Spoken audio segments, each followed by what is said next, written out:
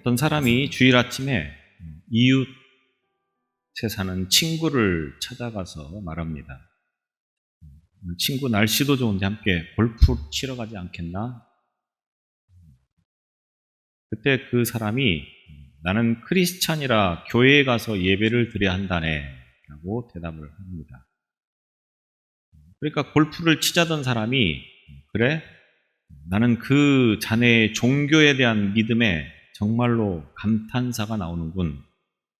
내가 그동안 매 일요일마다 수없이 찾아와서 부탁을 했는데 모두 거절당했네. 그런데 교회가 골프장보다 더 재밌는 곳인가? 이렇게 묻더랍니다. 그러니까 이 사람이 당연하지 골프장보다 훨씬 재밌고 중요한 일을 하는 곳이지 크리스찬은 주일마다 반드시 교회 나가 예배를 드려야 한다네. 그게 믿음이거든요. 이렇게 말을 하더랍니다. 그런가? 그런데 교회가 그렇게 중요한 곳이고 재밌는 곳이라면 한 번쯤 나에게 함께 교회 가자고 권해야 되는 거 아닌가? 그런데 자네는 나에게 한 번도 그런 이야기를 한 적이 없네. 나는 골프 치러 가자고 20번도 넘게 자네에게 부탁을 했는데 자네는 나에게 한 번도 교회 가자고 한 적이 없네. 이렇게 말을 하더랍니다. 정말 좋으면 말을 안 할 수가 없겠죠. 정말 재미있고 즐거우면 이야기를 하게 돼 있습니다. 좋은 영화, 재밌는 영화를 봐도 재미있다고 말을 할 것이고 맛있는 음식을 먹어도 맛있었다고 자랑을 할 것이고 그게 사람이라고 하는 거죠. 정말 여러분들이 예수를 믿으면서 좋으십니까? 정말 교회 나와서 예배를 드리는 것이 즐겁고 재미있습니까? 제 얼굴을 한번 보십시오. 제가 정말 좋아 보입니까? 즐거워 보입니까? 별로 즐겁지 않습니다. 어쩌면 많은 사람들이 예수님을 믿는다고 하면서 교회 나와서 예배를 드리는데 그 예배가 재밌고 즐거워서 예배를 드리는 것이 아닌 경우들이 참 많지 않나 싶습니다. 물론 꼭 예배의 어떤 의미가 즐겁고 재미있어야만 된다고 하는 것을 말하는 것은 아닙니다. 그런데 그 소중하고 의미 있고 가치 있는 예배를 드리면서도 그것에 대한 의미와 가치를 제대로 모르고 예배를 드리는 경우들이 많다라고 하는 것입니다. 여러분에게 예수님은 누구이십니까? 우리가 예수님의 존재에 대해서 알 수 있는 방법은 여러 가지가 있겠죠. 어떤 이론과 학설들 또 서적을 통해서 또 매체를 통해서 공부를 할 수 있는 기회들이 많이 있고 들을 수 있는 기회들이 많이 있어서 예수님에 대해서 많이 알 수 있습니다.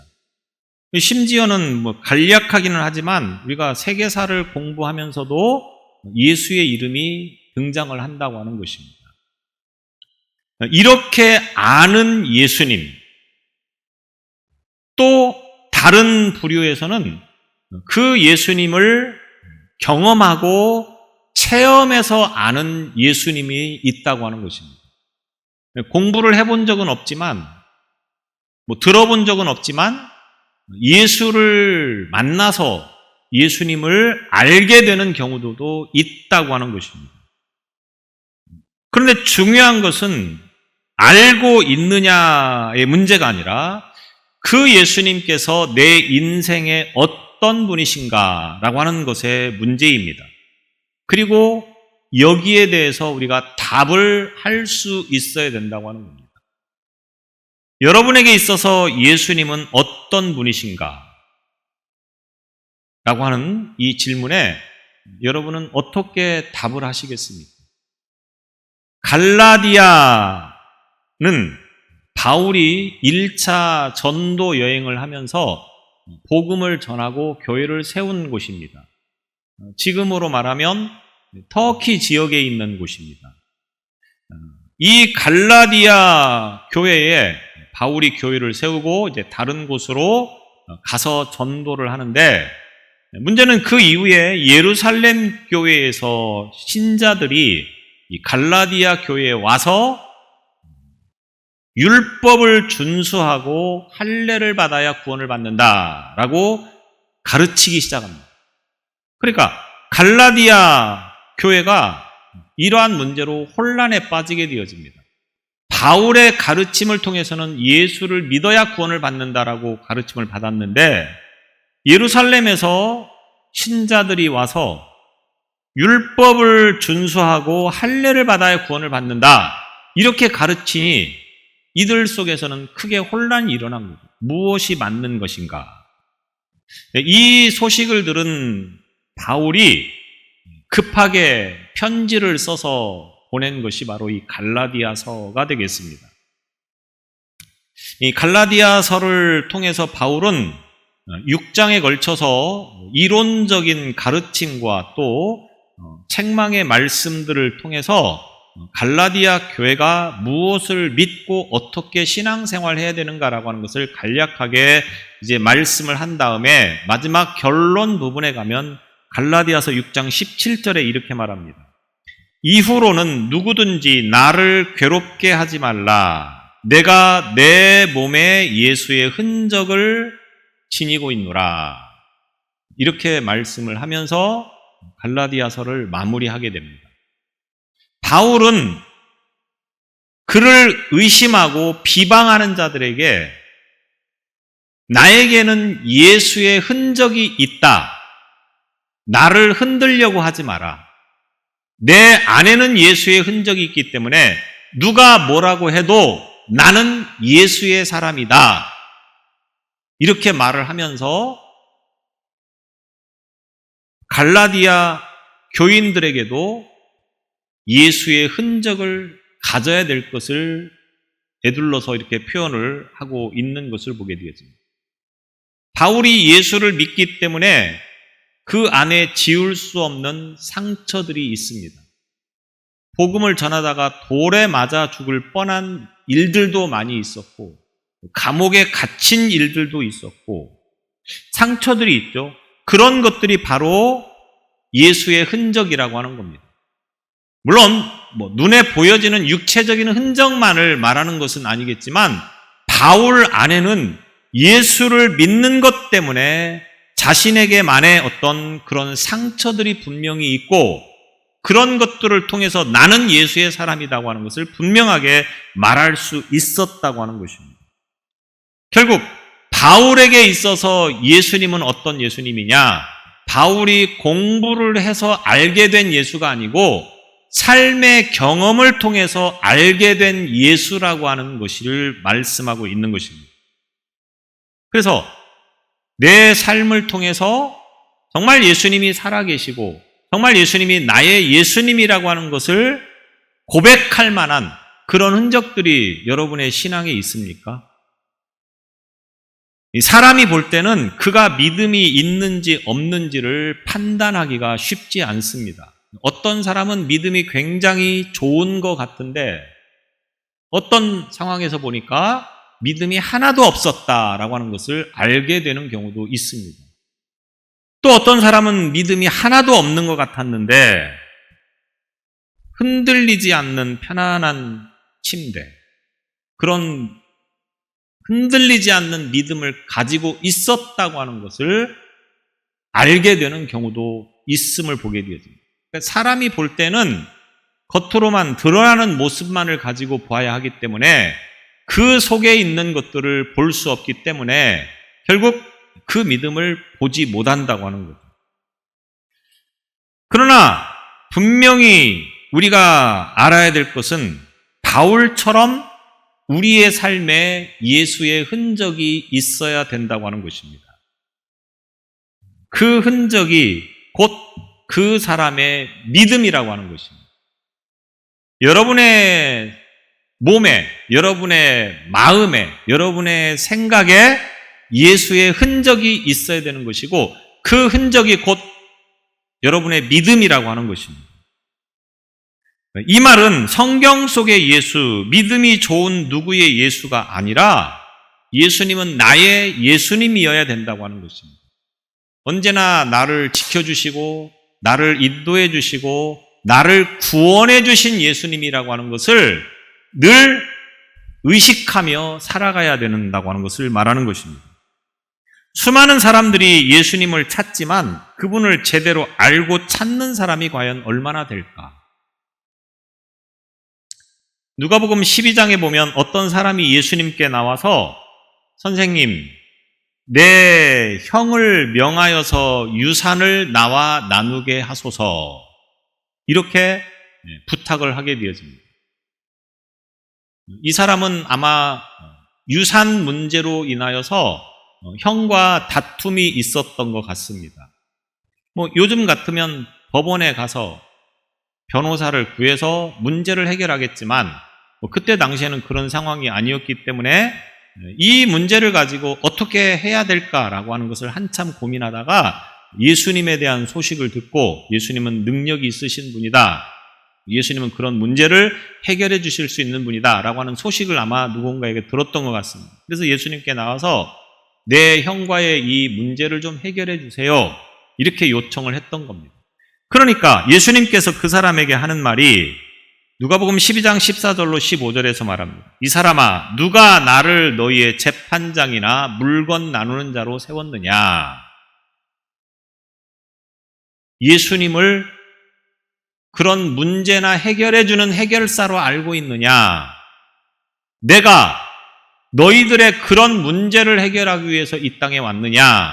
이런 말이겠죠. 예수님은 우리의 문제를 해결해 주시는 해결사.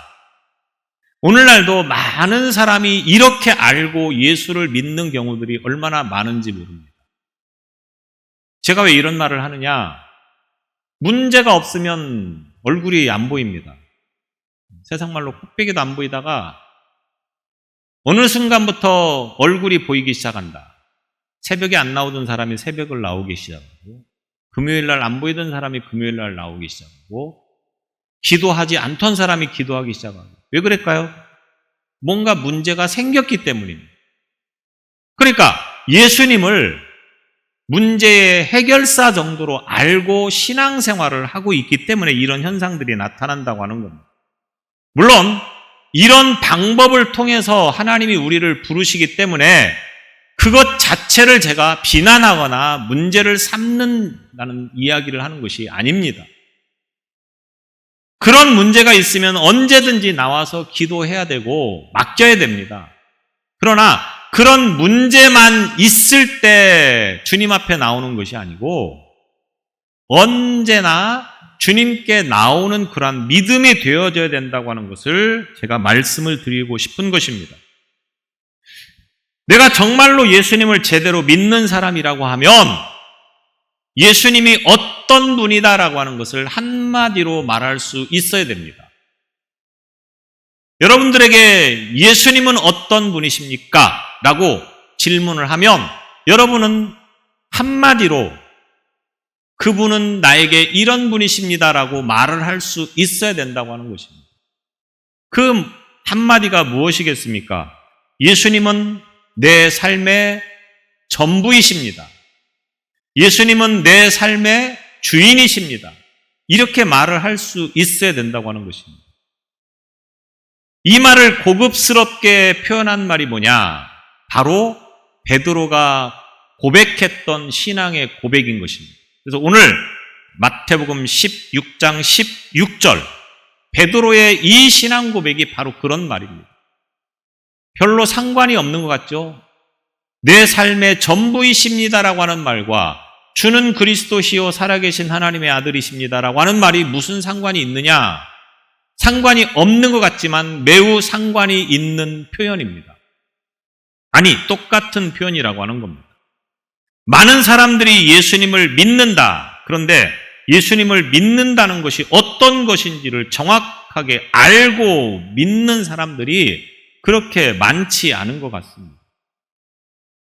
여러분 어떻습니까? 믿음이라고 하는 것, 예수님을 믿는다고 하는 것은 무엇이냐? 우리가 예수님을 누구로 아느냐라고 하는 문제입니다. 그걸 좀 더 어렵게 말하면 나와 예수님이 어떤 관계인가라고 하는 것을 의미하는 것입니다. 예수님은 오늘 여러분에게 누구이십니까? 예수님과 여러분은 어떤 관계입니까? 2024년도 기준 세계에서 가장 부자가 누군지 아십니까? 일론 머스크라고 하는 사람입니다. 이 사람은 테슬라 전기자동차 테슬라 회장입니다. 그 외에도 여러 가지 많은 기업들을 가지고 있는데 이 사람이 가지고 있는 재산이 24년도 기준으로 370조.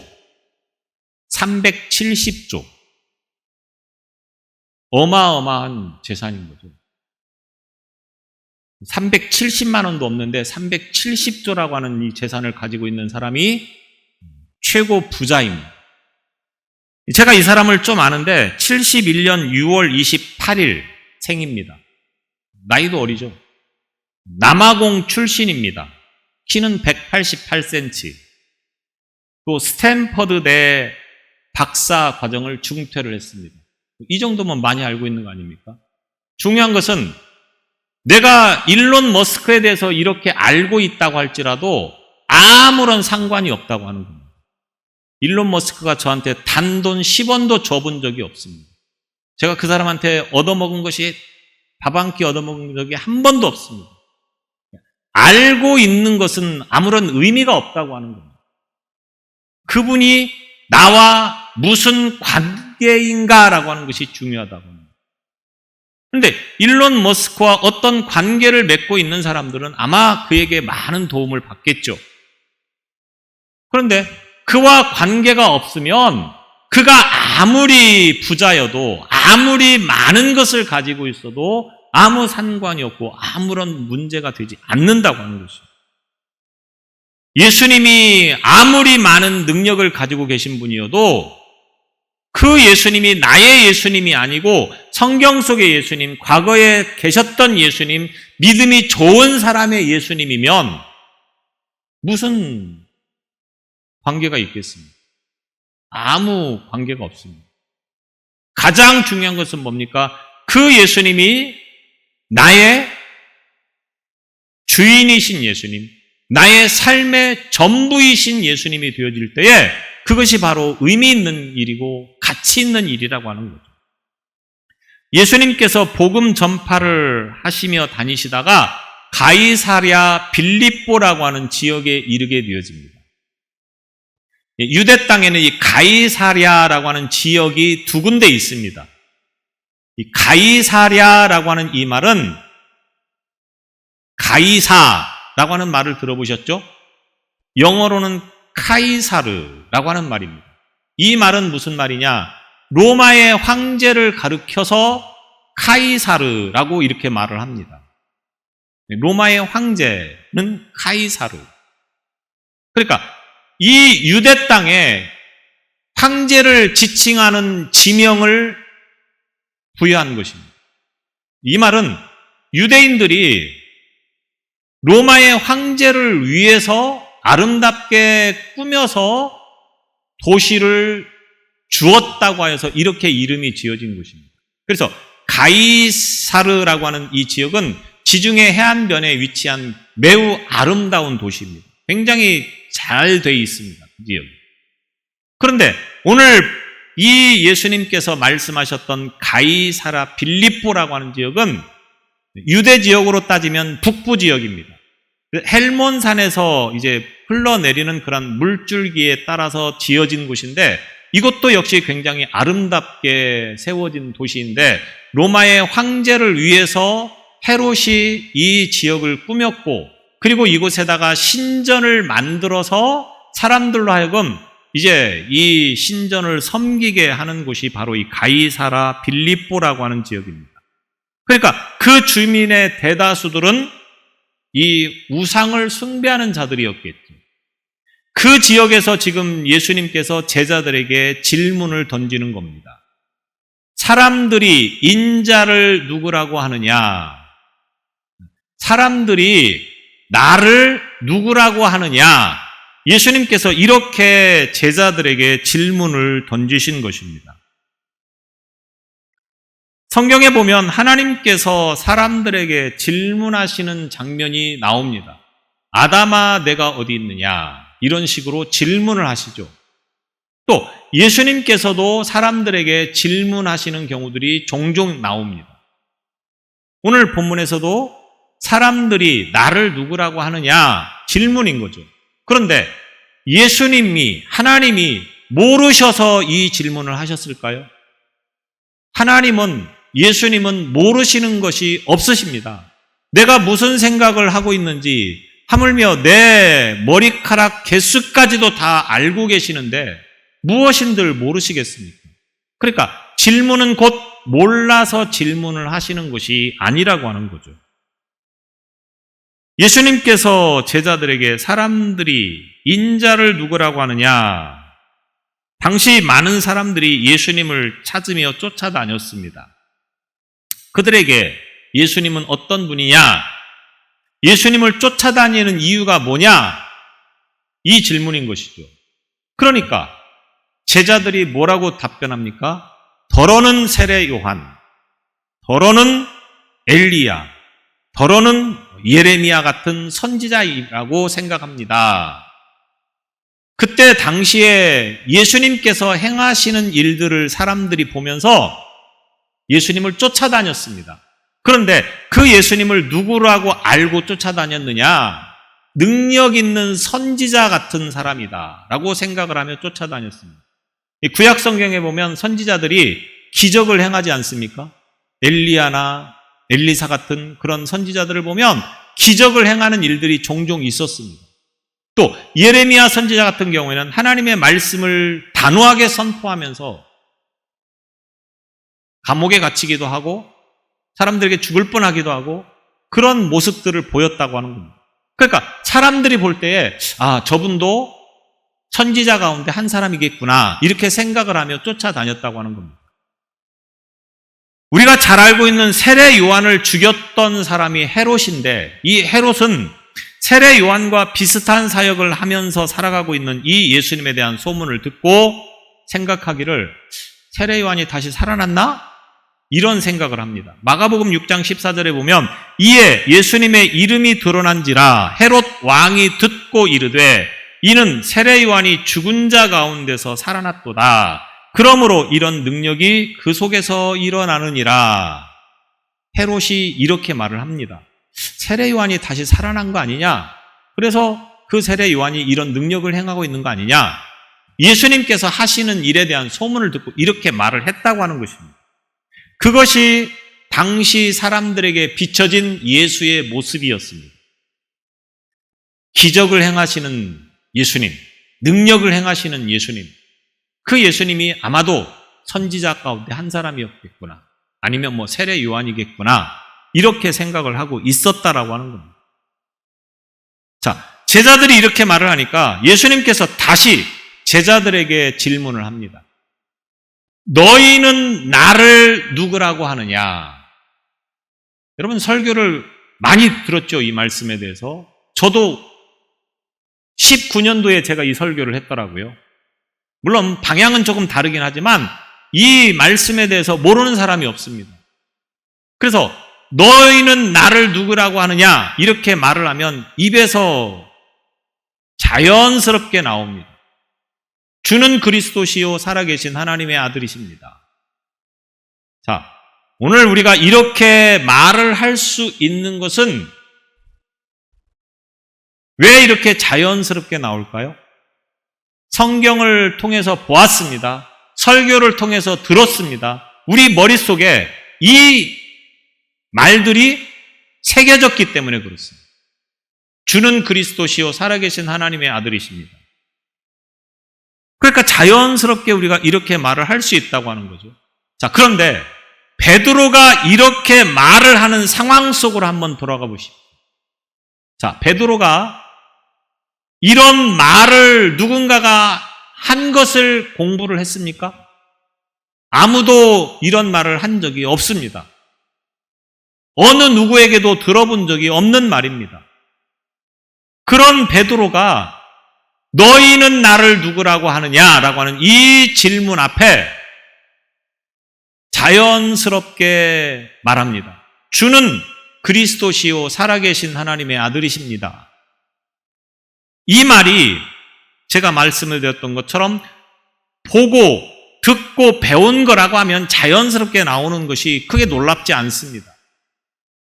오늘 제가 이렇게 고백을 하고 여러분이 이렇게 고백을 하는 것은 별로 놀라운 일이 아닙니다. 왜? 이미 수없이 이런 말씀들에 대해서 들었기 때문에. 그런데 베드로는 한 번도 그런 이야기를 들어본 적이 없다고 하는 것입니다. 그 당시에 사람들이 고작 예수에 대해서 알고 있는 것이 무엇이었느냐? 그 사람은 아마도 능력 있는 선지자 가운데 한 사람인가 보다. 아니면 세례 요한 같은 사람인가 보다. 이런 정도로 알고 있었던 상황에서 베드로가 이렇게 고백을 했다고 하는 겁니다. 우리나라에 처음 복음이 들어올 때에 예수를 사람들이 어떻게 믿었겠습니까? 옛날 조상들이 믿었던 종교인처럼 예수를 믿는 경우들을 참 많이 봅니다. 옛날 우리 조상들이 믿었던 종교가 주로 불교, 아니면 샤머니즘적인 종교, 그런 것들이었습니다. 이런 것들이 고스란히 자연스럽게 자녀들에게도 흘러갔고, 그래서 머릿속에 종교하면은 주로 불교에서 하는 것처럼 아니면 샤머니즘적인 그런 행위를 하는 것처럼 생각을 하면서 신앙생활을 하는 경우들이 많았다라고 하는 겁니다. 아주 오래된 이야기는 하겠지만 제가 처음 부천에서 개척을 해서 이제 목회를 하는데 어떤 분이 교회를 다니다가 이제 오셨다고 하더라고요. 근데 들어올 때 어떻게 들어오냐? 불교에서 합장하고 인사하고 하는 거 있죠. 그렇게 하고 들어오시더라고요. 몸에 그런 것들이 배어 있었기 때문에 그랬어요. 우리나라에 그런 것들이 굉장히 많이 있습니다. 예를 들면 우리가 추도 예배라고 하는 것을 드립니다. 추도 예배라고 하는 것은 사실 성경에는 없습니다. 어느 나라에서도 추도 예배를 드리지 않습니다. 그런데 왜 우리나라에서만 이렇게 추도 예배를 드리느냐? 우리나라의 그 제사 문화, 이런 제사의 문화를 한 번에 딱 잘라버리면 사람들이 굉장히 거부감이 많이 든다고 하는 겁니다. 지금은 그런 것들이 많이 사라졌는데 예전에는 제사를 못하게 하는 것에 대해서 굉장히 반감을 가지고 있기 때문에 예수 믿는 사람도 제사를 지내는 일들이 있었습니다. 저도 어릴 때에 저희 아버지도 그때 교회를 다니셨는데 제사를 하더라고요. 그러니까 이런 것들이 다 종교의 어떤 영향을 받아서 그렇게 신앙생활을 하게 된다고 하는 거예요. 그러니까 사람은 이 종교의 영향을 받을 수밖에 없는 존재라고 하는 것입니다. 자, 그런 문화들이 지금 우리 안에는 어떻게 자리를 잡고 있느냐? 지금 우리가 예수님을 믿으면서도 그 예수님을 어떤 예수님으로 알고 믿느냐? 여러분은 예수님을 어느 정도로 어떤 예수님으로 알고 계십니까? 제가 앞서 말씀해드렸던 것처럼 문제를 해결해주는 해결사, 문제를 해결해주는 해결사, 그런 예수님을 여러분들이 혹시 기대하고 있지 않습니까? 그런 예수님을 여러분이 믿고 싶어 하지 않습니까? 솔직히 예수를 지금 몇십 년 믿고도 지금 여러분에게 예수님은 누구이십니까? 라고 질문을 하면 여러분들이 서슴지 않고 예수님은 이런 분이십니다 라고 과연 말을 할 수 있겠습니까? 쉽지 않습니다. 설령 말을 한다고 할지라도 우리가 성경을 통해서 배운 것, 성경에서 이렇게 말한 것들을 떠올리면서 예수님은 이런 분이십니다 라고 말을 할지는 모르겠습니다. 설교를 통해서 들었던 내용들을 가지고 예수님은 이런 분입니다 라고 말을 할지도 모르겠습니다. 또 어떤 분들은 주는 그리스도시요 살아계신 하나님의 아들이십니다 라고 고백을 할지도 모르겠습니다. 자, 그런데 이런 고백들이 과연 왜 내 입에서 이런 고백이 나오고 있는가를 생각해 보자고 하는 겁니다.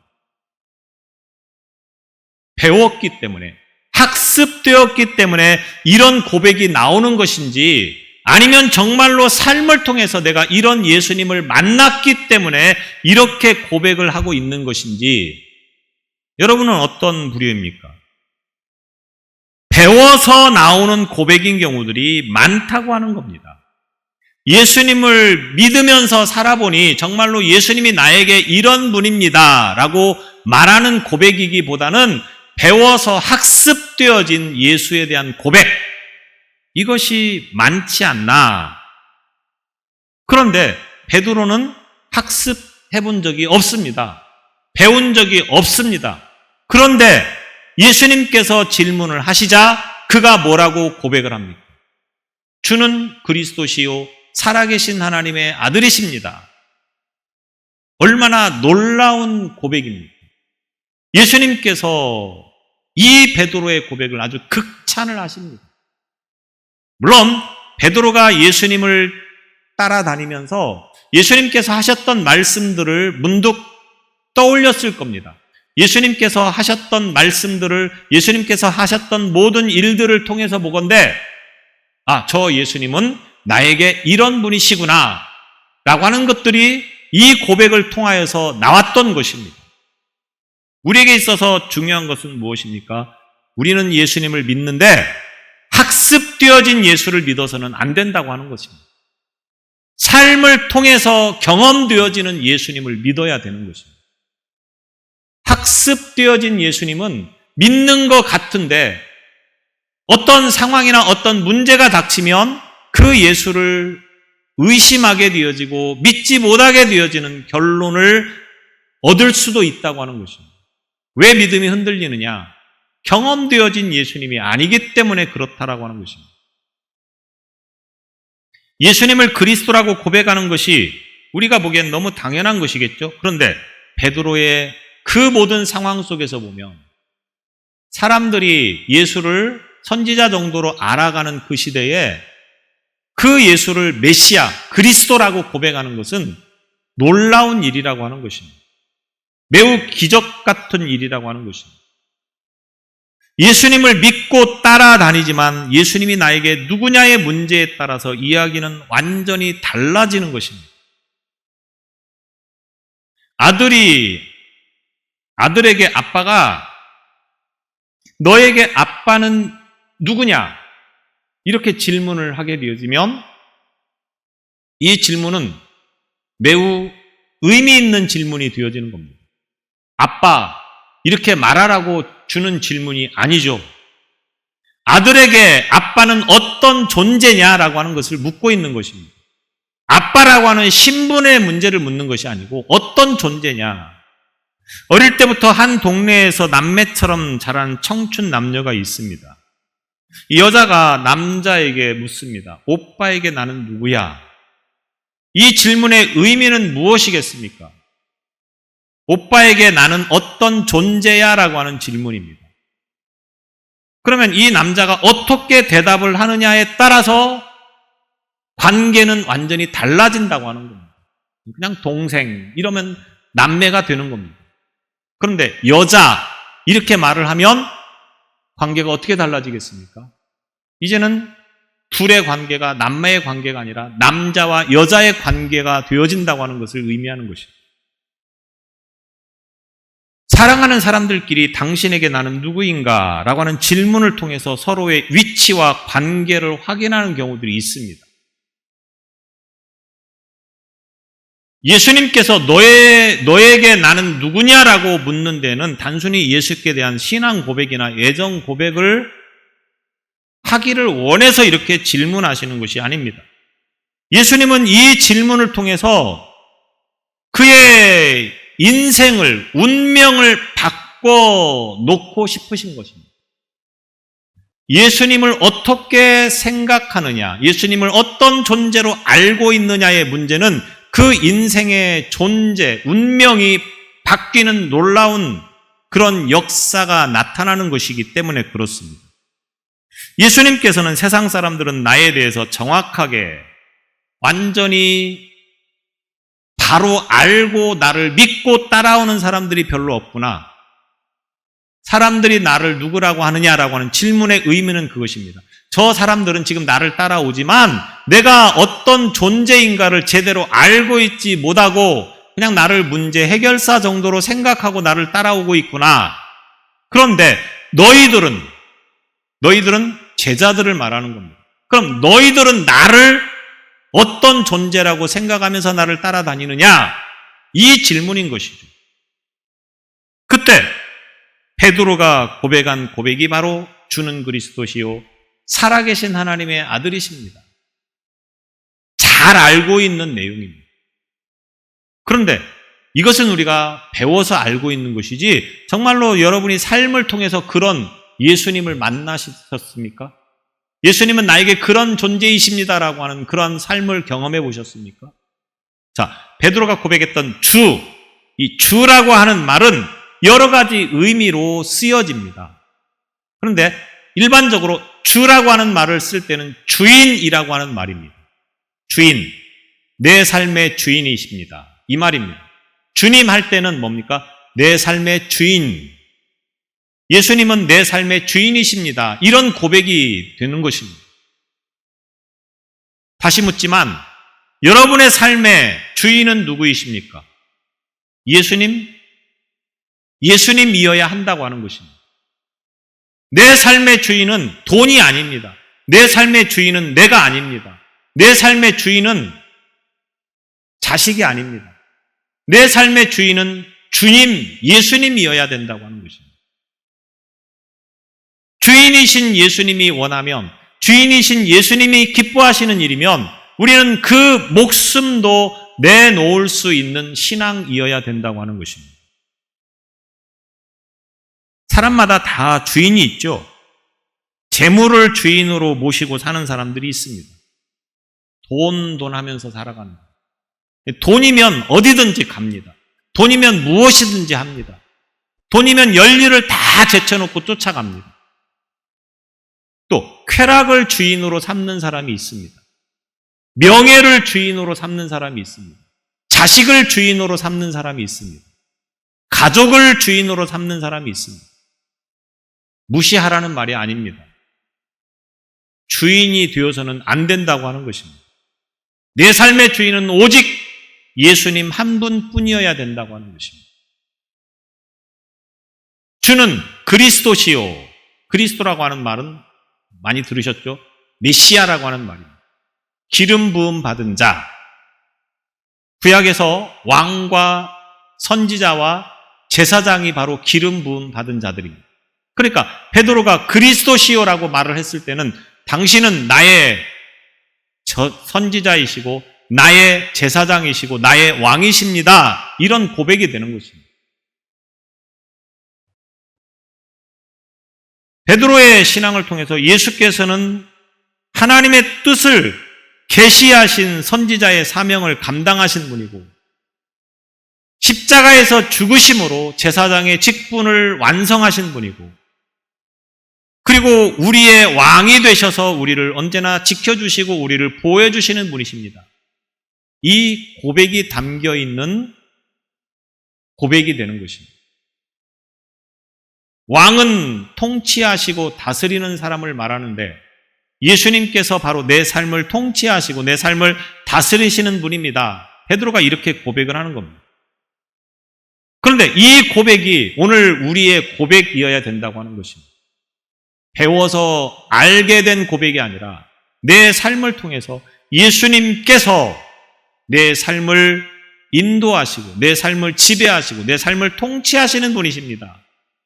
이 고백이 우리의 고백이 되어져야 된다고 하는 것입니다. 예수님은 우리의 문제를 해결해 주시거나 뒤치다꺼리를 하시기 위해서 이 땅에 오신 분이 아닙니다. 물론 이런 문제를 등한시한다고 하는 것을 의미하는 것은 아닙니다. 그런 분이시지만 우리는 그분을 어떻게 인정해야 되고 어떻게 고백을 해야 됩니까? 예수님은 내 삶을 통치하시는 분이고 내 삶을 지배하시는 분이고 내 삶을 인도하시는 분이고 나를 구원하신 분이십니다. 이 고백을 우리가 삶을 통해서 할 수 있어야 된다고 하는 것입니다. 내 영혼을 구원하시기 위해서 오신 주님, 내 삶의 주인 되시는 주님, 그 주님께서 내 삶의 왕이십니다. 내 삶의 주인이십니다. 내 삶의 전부이십니다. 이 고백이 오늘 저와 여러분의 고백이 되시기를 바랍니다. 기도하겠습니다. 오늘 예수님이 나에게 어떤 분이신가를 다시 한번 생각하는 이 아침이 되게 하여 주옵소서. 배워서 지식적으로 알고 있는 예수님이 아니라 내 삶을 통하여서 예수님은 내 삶의 전부이심을 고백하는 신앙이 오늘 우리의 신앙이 되어지게 하여 주옵소서. 어떠한 상황 속에서도 내 삶의 전부이신 주님을 주인으로 모시고 살아가는 우리의 믿음 되게 하여 주옵소서. 예수님 이름으로 기도드리옵나이다.